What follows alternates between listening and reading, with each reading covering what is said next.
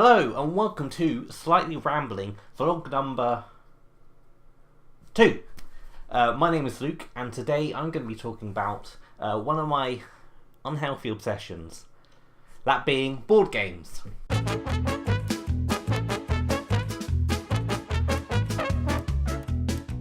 I used to enjoy board games as a kid, Monopoly, Cluedo, Game of Life, all the usual ones, although all of mine were Simpson themed for some reason.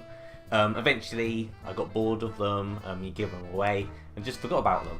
I had no idea that there were so many out there that were far more complex and interesting than Monopoly ever could be. It wasn't until the second year of university that a friend reintroduced me into board games. First he showed us the Game of Thrones board game, which was very complicated. Most of the rules went straight over my head and I had no idea what was going on. It was fun, but we didn't even get halfway through it in the one night we had to play it.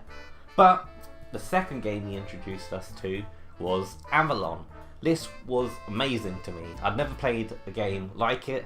I was terrible at it, but it was so much fun and it had me hooked. Ever since then, I've been buying more and more games and my collection might have grown slightly.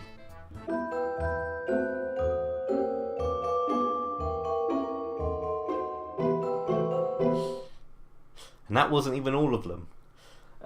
So today I'm going to be talking about my collection of board games and giving a brief talk about each one to hopefully get more people interested in the hobby. It's a lot of fun and a great way to get friends together to have a fun night. Yeah, I can't recommend them enough, so let's get started. Lair is a very quick-paced game that works well as a warm-up game, especially if you're waiting for more people to arrive, because this is 2 to 4 people most, but it's still a lot of fun. It basically involves you having different cards and you're trying to guess what everyone else's cards are and get people out of the game. It's quite an elimination based one and very quick paced, but a lot of fun. You can get loads of rounds done in just a short amount of time, so yeah, it's a lot of fun.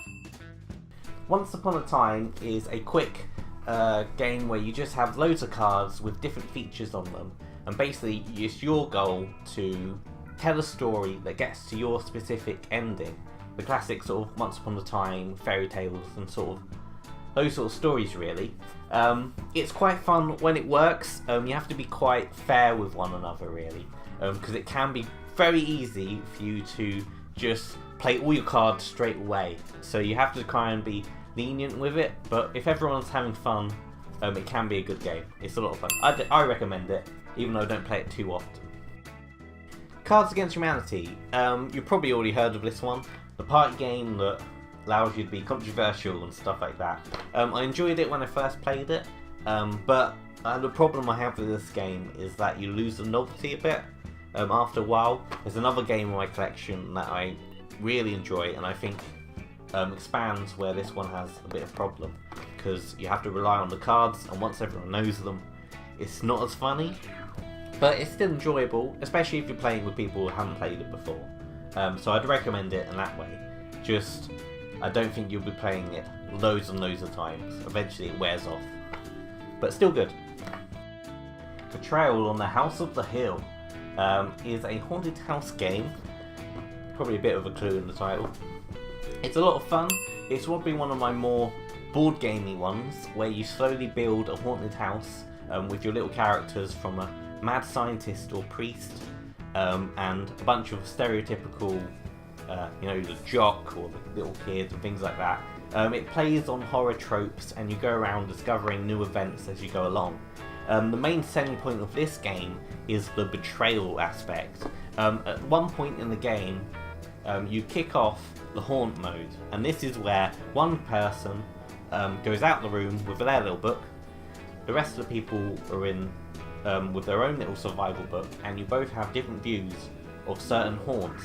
In the base game there's about 50 of them, and you could get things like ghost attacks or invisible serial killers. I think we once had a giant worm once. One of the problems I do have with it is sometimes the balancing. You can get haunts where it's really easy for the traitor, or haunts where it's just really easy for the team. it's kind of luck based in that way, but I still enjoy it and it's a lot of fun. I've even got the expansion. I haven't had a chance to try that yet, but that offers even more haunts. So yeah, it's definitely a very more board gamey one instead of the card games I have. But yeah, a lot of fun. Takes a little while, but it's worth it. Jamaica is a pirate-based game where you have a little chip and you have to get around the board first, but you also need to have the most amount of gold. It's quite fun. It's more luck-based than some of the other games with dice rolls, but there's still a bit of tactics involved. It's quite a simple, quite fun game, and I really enjoy it. I only played a few games. It's one of my most recent ones, but yeah, it's a lot of fun, and I definitely recommend, as I do all these games. Pandemic is a team-based game, probably one of the only team-based games I have. A lot of mine are based on lies and deceit, but this one you're working together to save the world from a virus, well, multiple viruses. It's very tough. You have different levels of difficulty. I've won a few times, but mostly because I was playing with someone who had played it many times before me, so they helped a lot. But I still enjoy it. It's quite lots of different things to keep track of, but it's definitely fun for people who prefer the team-based ones rather than shouting at each other. Snake Oil is probably one of my favourite party games. I definitely prefer it to Cards Against Humanity, and they do have a similar format, but this one's a lot more based on your own creativity. Basically, you have a range of cards with just random words on them, and you have to put two together to try and appeal to a certain customer, from a millionaire to a vampire. All sort of options, all sort of things you can come up with, and I feel like you can be really creative and really fun with it. I even have a video explaining the rules of this game on the channel, so feel free to have a look at that. I'll put a link somewhere. The Zero is a very simple game. Mostly you got your little chip and you have to sail the seas and try and be the last person on the board. With every tile you put down, you create a little trail that other people might accidentally land on and go flying off the edge of the map. There is more to it. You can add monsters and things. I haven't actually tried that because it seemed that it was more random, and I just wanted a very simple game that I use as a warm-up for when we're waiting for other people to arrive. So I don't play this one too often, but it's still quite a simple, enjoyable game. For I guess if you got like 10 minutes to spare and stuff like that. Cash and Guns is a game where you get foam guns and you get to point them at people and try and get them to stop getting the loot in the middle. There's different rounds, and basically you just got to try and survive to the very end and have the most amount of money, or portraits, or diamonds. It's fun. I didn't quite get it to work. I've only played it a few times, but I had a problem where almost every single round people would aim their guns and people wouldn't duck out, which is a key part of it. I can go into more detail with the game, but basically it can work. It's quite fun, but probably not my favourite. Sheriff of Nottingham is a lot of fun. As with my favourite games out of this collection, it's more bluffing than lying. So basically, one person is the sheriff each round, and everyone else is trying to smuggle in goods. These can be legal goods from chicken and bread, but they also have contraband that they're trying to get into the town. It's a lot of fun. I have no idea what I'm doing when I'm the actual sheriff, because I can't read people at all, but it's a lot of just staring people in the eye and going, are you sure that you have 2 chickens in there and not some contraband? It's a lot of fun, very quick as well. It goes around about twice on each person and the game's over, and it's whoever has the most money at the end wins. Yeah, but it's a lot of fun, especially if you like bluffing and lying games. Munchkin was one of the first games I got. It's a sort of a backstabby game, but you're mostly focusing on defeating monsters and going from room to room to get to level 10 first. The whole point is messing up other people's battles and making it more difficult or more easy for yourself whilst getting loads of loot along the way. I really enjoyed it, but I haven't played it in a very long time. One of the problems I had was it depends who you're playing it with, but sometimes it can just take ages to get through things, with people taking quite a while to decide on what they want to do and things like that. So you definitely need everyone to be quite quick for it to work. Another problem is everyone ganging up on people near the top and people getting sent back all the way to the beginning, so it can drag out, but definitely a lot of fun. I haven't tried any of the expansions. You've even got different base games as well. There's a lot of stuff out there for Munchkin. But yeah, I recommend it still. I still own it, haven't got rid of it. It's still a lot of fun. Avalon is still my favourite game out of all of them. Haven't get to play it too much because you need 5 minimum to be able to play the game, but it's all about having people who are spies that no one else knows who they are. It's a lot of fun trying to decide who could be doing things to sabotage your little missions.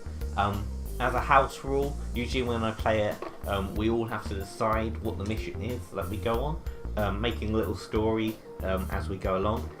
It's definitely a lot of fun. Sometimes it's sort of intense with people arguing and stuff, but that's all part of it. So if you like intense games where you get paranoid and try and figure out who everyone is, I definitely recommend this one. Supervite is a quick game that you kind of need odd amount of people to play it. It involves 2 people taking cards slightly at random, slightly picked, to create monsters that they then fight. Then they have to convince the other players why their specific monster would beat the others. Not that much else to it, but still a lot of fun, and you can have some crazy situations. Another warm-up party game kind of deal. Secret Hitler. Not readily available. A lot of the time it's out of stock. So you can get the print and play version online. That's what I got, although it was quite awkward to try and print it off at Staples. It's a fun game, very similar to Avalon in terms of you having spies undercover that no one else knows about, but some of its core mechanics are very different. I still personally quite prefer Avalon, but I know a lot of people in my board game groups definitely prefer this one. So I guess it's just down to personal preference, but I think they're both worth getting and both a lot of fun. If you like getting shouted at and lots of deception and figuring out what the hell is going on.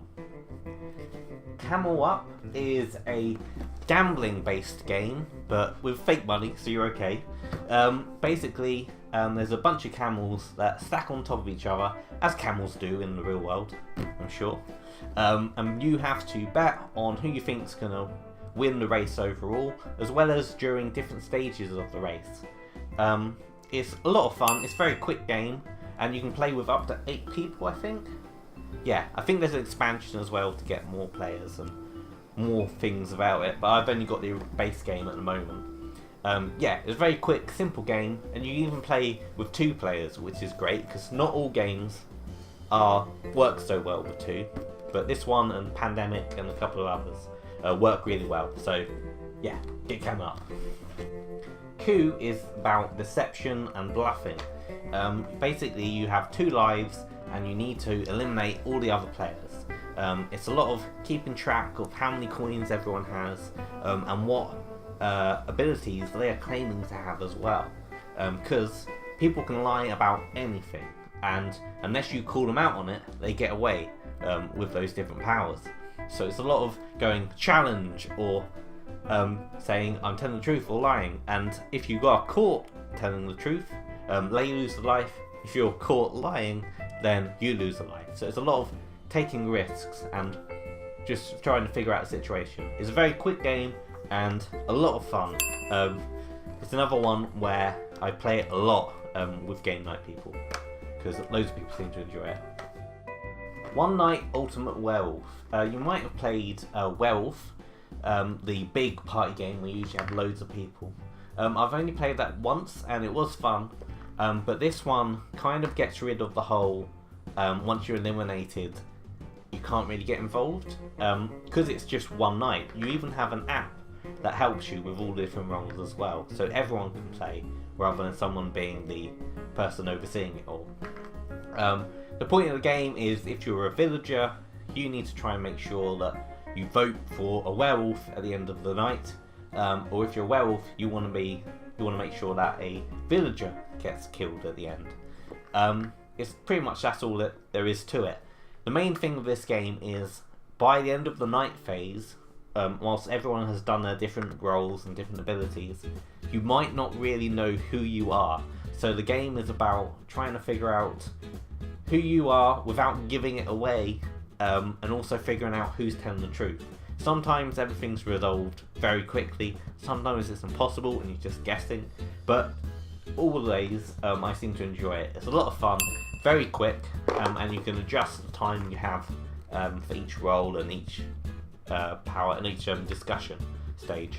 I've even got the expansion for it, Daybreak, although I don't use too many, probably because I don't have massive groups when I play games. But they have some fun extra characters. They also have loads of other expansions, either coming out or already, like vampires and aliens. Apparently they just complicate it, but you can play them on their own as well.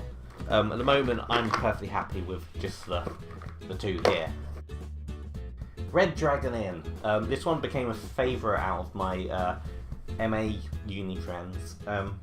Basically, it involves being the last person sober or with money. So you spend all of the game just trying to get people drunker or hurting them in the game, not in real life. It's very fun. You get different wacky characters. I've got 2 expansions because each one comes with 4 players. So I have 1 and 2. They each have different characters, and you end up getting ones that are your favourite. For me, there's a priestess character that I really enjoy playing, and you get different tactics for different characters. There's a lot to it, but once you get the hang of it, it is really a lot of fun, and we play it most game nights. So, those were all my board games. As you can probably tell, I'm quite hooked on the hobby. It's a lot of fun, and I definitely recommend giving at least one of them a go. Feel free to ask me in the comments for more detailed information about them, or even a video specifically on one of the games. But yeah, that's enough from me. Thank you very much for watching, and I'll see you next time. Bye!